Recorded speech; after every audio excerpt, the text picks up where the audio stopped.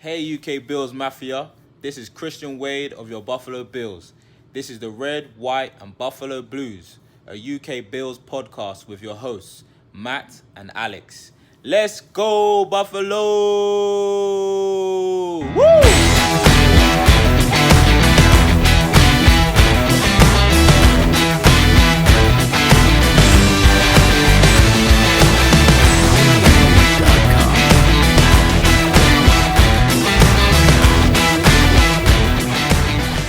Welcome to the Red, White and Buffalo Blues. This episode, we will be speaking to UK Broncos fan Thomas Ritchie.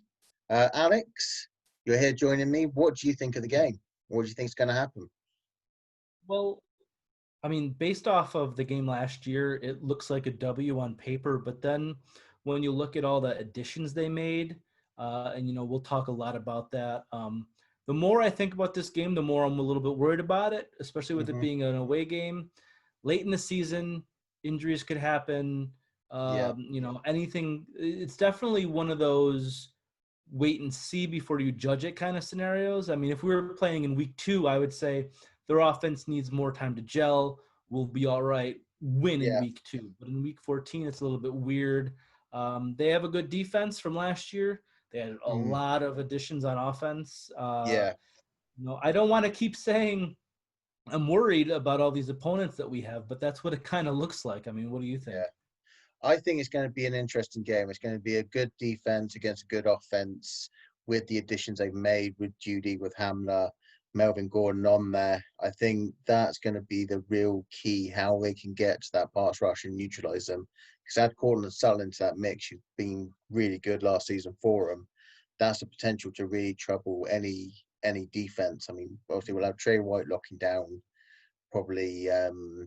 We'll probably say Sutton, yeah. And then you've got Levi Wallace or Josh Norman actually on Jerry Judy. That's going to be a mismatch right there, probably. But we'll see. I mean, if that guy gets his feet early in the season and he can get acclimated quickly, he's going to be a terror because they already have Sutton, and they drafted another wide receiver later in the draft too. So it's like and Noah Fant from last year, Melvin Gordon, they're stacked. And it's all kind of on Drew Lock. We talk a lot about Drew Lock in the interview. So, Here's the interview we had with Thomas Ritchie. Enjoy. Yep. And we are joined on the Red, White and Buffalo Blues by UK Broncos Thomas Ritchie. Thomas, thank you very much for joining us on the show.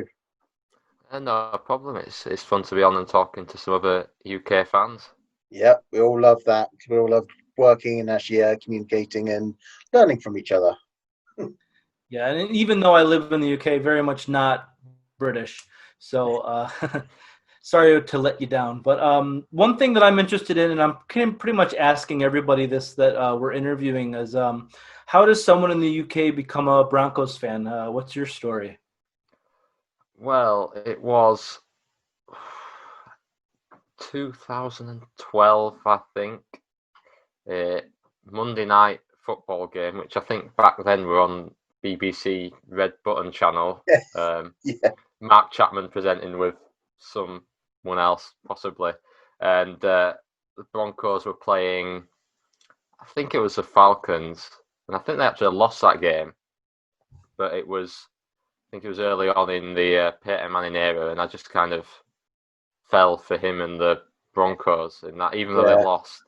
But and then it just went on from there. Yeah, no, that's good. Who was the running back? Was that Clinton Portis? Was that? I can't remember. Was it Sean Moreno? His first. Ooh, yeah, that was a flash in the pan, wasn't it? Yeah, yeah. No, Portis was. He was gone before. Champ Bailey, wasn't it? Yeah, that was the trade. So it was a long time before that. The mid 2000s, the 2010, that was a big blur for me. Yeah, no, I can understand that. Too much hot sauce, too much wings, too much blue cheese, too much beer. Is that right? Yeah, no, I think I had just moved out by that time, so it's my first apartment. I was pretty much drunk every night. But anyway, not important. Let's talk about football. Yes. Let's talk about your off season, the Broncos off season. I mean, obviously you with your wide receivers, Jerry Jeudy, Cortland Sutton, KJ Hamler, and all that. You've got Melvin Gordon. Is this now all on Drew Lock in his second, I assume it's his first full season, second season going, first full season, about his progression? And obviously, how do you think that offense is actually going to look? And obviously, your off season as a whole. Yeah, so obviously we started. He started 5 games last year. Drew Lock went 4-1 at the end. Kind of picked up a abysmal offense really, and managed to get something out of it. I think going into Houston, that was the big one where they put up 38 points. And so, yeah, this off season's kind of been all around building for Drew Lock, bringing in, Melvin Gordon to go with Philip Lindsay. So that should, help make sure Drew Lock doesn't have to do it all himself. Yeah. And then getting the weapons, Jeudy, Hamler, to go with Sutton and Fant that they already had. And then bringing in Okwe-Bunom, I think, is I was going to ask you, how tight end from Missouri, who should come in as like the second or third tight end, and he's got that familiarity with Lock as well. So and the Broncos asked Drew Lock what they thought of him, so that shows that they know that Drew Lock should be the guy for this season at least. Yeah, no, you're shaped up well on that offense. I mean, I say to get Jeudy is one thing. To get KJ Hamler, who was borderline first round, in the second as well. Was it second or was it third? You got second, Hamler. Yeah, second round. Yeah, to get those two in those in the early rounds is just obviously testament to how the board fell. But obviously, you've got 2 potential first round graded wide receivers to pair up to that explosive offense that you're creating. Yeah, it's a little greedy. I mean, can you leave some wide receivers for the rest of us, please? Yeah, I know the Hamler pick did surprise quite a few people, but obviously he's got that unique skill set with that speed that he provides something different to what Cortland Sutton and Jerry Jeudy provide. And I know that Chad Ochocinco has been very big on saying the Broncos have 3 number 1 receivers in effect. So hopefully that proves true, and that all Jeudy, I think Judy's got a very high floor. Yeah. Hamler has a high ceiling. Obviously, he'll have a lower floor than Jeudy. So to go with what we've already got in Sutton, it could be exciting if it all clicks. Yeah. It's an exciting time, I guess, for a Broncos fan. Well, after the last few years, yeah. It's been a few years since it was exciting, especially watching this offense, but it's finally coming back around now. The offense really does look stacked. When you look at the running back position with Melvin Gordon now, is Royce Freeman still there too? Yeah, Freeman. I'm not sure if he will still be there come cut day, but they've got a couple of undrafted guys who offer something different with their speed. Who Levante Bellamy, I think, is one who could end up. When guys are getting limited snaps as a third running back would be behind Lindsay and Gordon, you kind of maybe want someone to offer something different. So Freeman is there at the moment, but whether he is come week 1, we'll have to wait and see.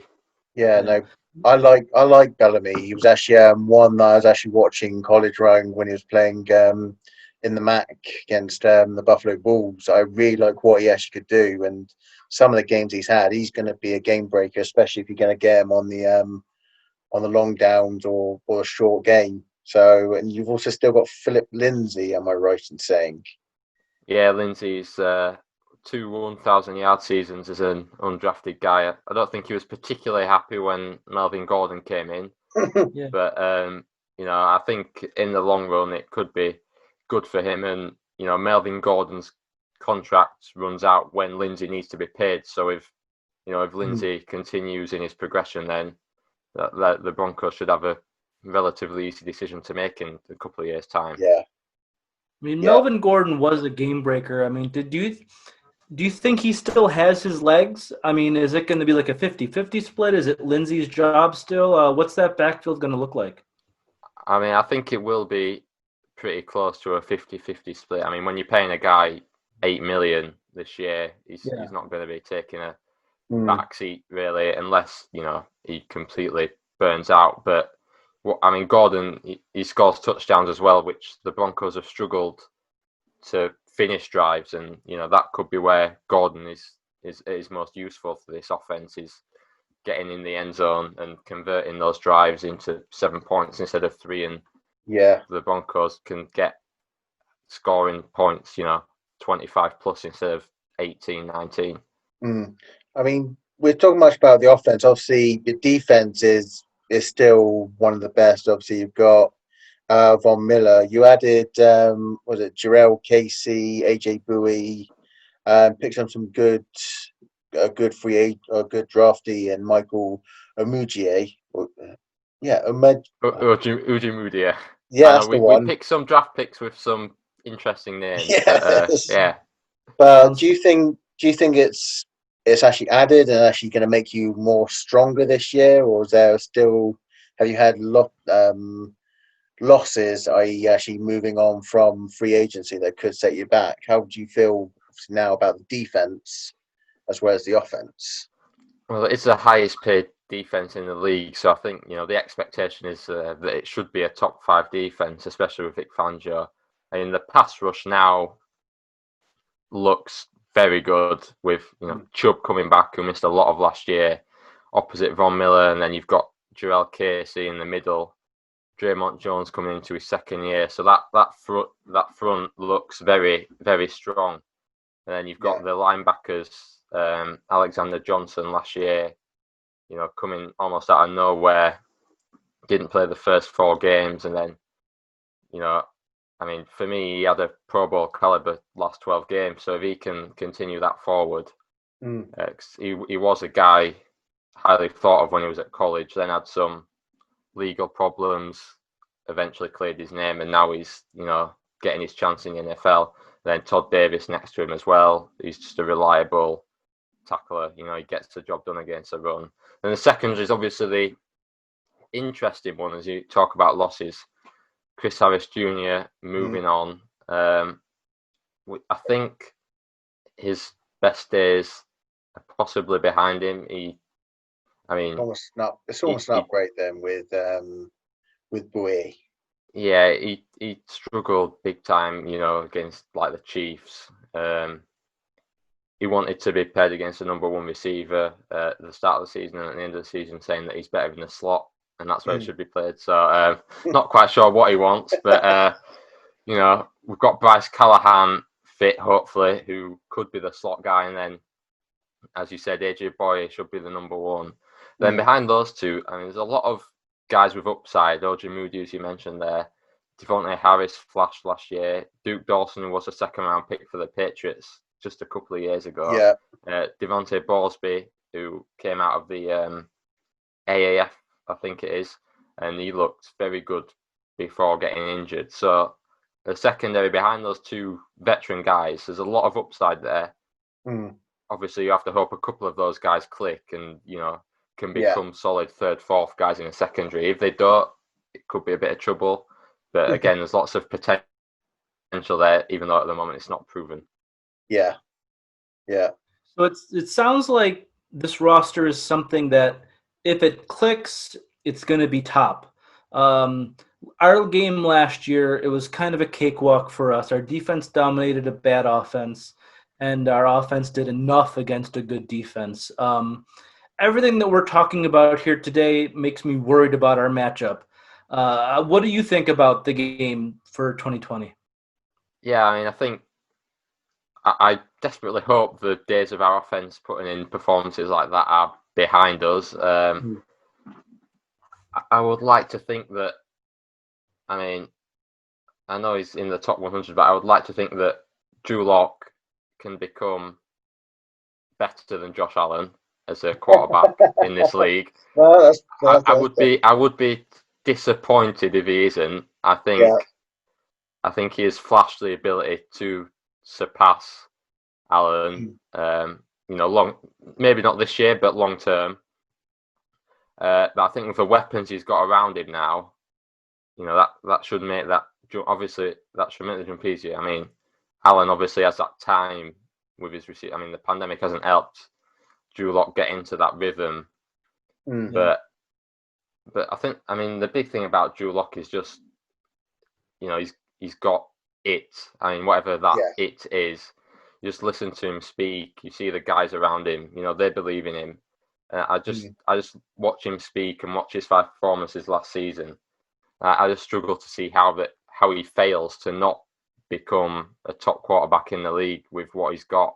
And with the weapons he's got around him now. I would like to think, no offense to the Bills, I would like to think that is a sort of game the Broncos should be winning if we want to be a playoff team next year. I mean, is there anything, when you've looked at what the Bills have done, obviously with us actually signing Diggs and what we've done, free agency and all that, is there anything that really worries you as a Broncos fan when you head into the game in week 14? I mean, obviously it is week 14, so a lot could happen before then that could really worry me. I mean, again, a lot could be on the line too. Yeah, so. It could. I mean, the secondary has big question marks, of course. Still, Boye is kind of the only proven guy with Callahan's injury, so of course that is a concern at the moment. We need to see how that comes into effect.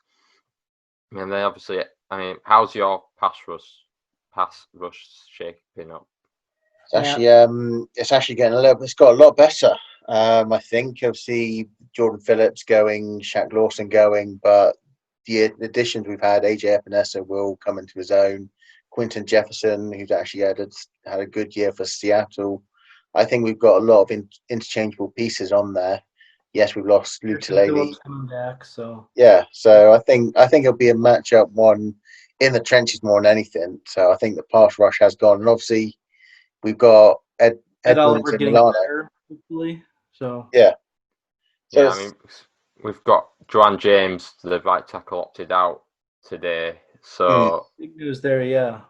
The offensive line, I mean, Garrett Bowles. I mean, the center, the three into, what's the word now? The interior. That's the word.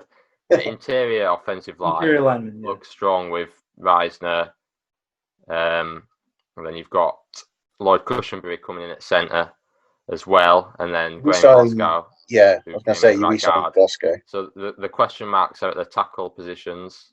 So that's an area of concern as well. Yeah. So nothing feel good up the middle, but we could maybe attack on the edge, is what you're saying. Yeah, and I think that's Drew Lock with his mobility. Hopefully, he can help cover some of those, areas of weakness. But that is probably the tackles are the weak point on this offense. That's for sure. So you're not scared of what Josh Allen can do, not just in the air, but on the ground with his feet as well. Then the concern. Well, I mean, with the pass rush that we've put together now, you would like to think that they can cause him a lot of bother. I mean, I'm going to be disappointed if it isn't a top 5 defense with the money we've spent on it and the guys that are there. I mean, I would like to think that they can cause a lot of problems for any quarterback in this league. Yeah. And a lot of it is about whether this offense can click early enough. Yeah.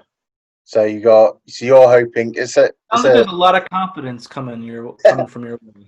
I mean, it's looking good for the first time in a few years, as I've said. The defense has been decent for the last few years as well. That's the reason why the Broncos have managed to win 5, 6, 7 games and not be completely bottoming out. It's whether the offense can click now. I think you're probably, out of the guests we've had, you're probably the most positive guest we've actually had when we've asked this game about. I take it you haven't had Kansas City Chiefs on or anything like that. Then I don't know. We're gonna have the Chiefs on soon, but. And as from an outsider's point of view, you're way too optimistic to be British too. It just doesn't sound right to me. You've got to pick the things you can be optimistic about, I suppose. And at the moment, this is one of them. I mean, it could be. I mean, by week 4, I could be saying, no, this is a Bills win straight over. If we start off cold and you guys start off hot. No, it is. But it is really early for any kind of prediction. But so you're saying for your team to take that next step, this game has to be a win. If you had to put it on paper now, what do you think? I think it will be. Forgive me for where is the game at? I've completely blanked. It's Broncos. It's at your place. Broncos Stadium. So yeah, for the Broncos to take the next step, they at home Got to win it. They have to be winning this game really. On Yeah. the road, it more of a question mark. But yeah, I think at home, I still think it'll be a tight one. I'm not sure the Broncos are in positions to blow anyone out at this stage. Really, I mean, what they say: lose big, lose small, win small, and then eventually win big. The Broncos hopefully are on the win small stage of that growth. So you're looking at kind of maybe mid-20s, 24, 21, that sort of game. But if the Broncos want to be a playoff team, this is a game at home they should be winning. Yeah. No, especially you've got to play the Chiefs twice. Too. I mean, looking at our schedule, this is a game where we're probably going to need to get a road win here more than anywhere else on our schedule. So it's important for both teams. So we'll see what happens. Your division is, I'm not quite sure what's going to happen there. I mean, you guys possibly favourites for the division, do you think? Well, I don't think the Patriots keep losing players every day. I know, so it's getting better and better as the days go by. Yeah. And then, I would say the AFC West is a much tougher division than the East at the moment with the Chiefs. And you don't entirely know what you've got with the Chargers and Raiders, given what, the Chargers' new quarterback, definitely, whether it's Taylor or Herbert. Because they've got an elite defense as well, the Chargers. So, those games could be tough. I mean, you probably put the Broncos probably looking to go at least 3-3 in the division. Chargers on the road could be a loss, and then the two Chiefs games, you'd look to nick one of those, but you can't be confident of that. And then you're looking to sweep the Raiders, pick up one. So 3-3 in the division, and then that means you kind of have to be winning these games at home, outside against teams like the Bills. Chargers game though is going to be a home game for you because nobody in LA likes the Chargers. Nobody cares. I mean, to be fair, there probably won't be any Broncos fans there anyway at the moment, will there? So there's no Chargers fans there either. Oh yeah, there's not no fans of anyone anywhere, there. Right? Yeah. So on a normal year, then but this year, who knows what's going to happen? Yeah, that's cool. No. Thomas, thank you very much for joining us on the show, talking Broncos, talking the game. For obviously listeners, if they want to get a bit more info on the UK Broncos and anything else, you want to tell us where they can find you? If you've got any anything works or anything like that? Yes, on Twitter it's at UK Denver Broncos, and then Facebook just search Denver Broncos UK if you want to check out some what could prove to be hopeless optimism on the upcoming season, but I suppose we'll find out. Yeah, no, that is awesome. So, Thomas, thank you again very much for coming on. We wish you everything bar week 14. Good luck for the season. Yeah. Yeah, you guys as well, and maybe we'll see Drew Lock and Josh Allen fighting it out in a playoff game. Yes, someday. We will. And we can really find out who's going to come out on top. Yeah, exactly. Thomas, thank you very much, buddy. Thank you. Take care. Bye. Bills on 3. 1, 2, 3. Bills! Okay, Bills fans, Matt here. Just thanking you for watching and subscribing to our YouTube channel and our podcast.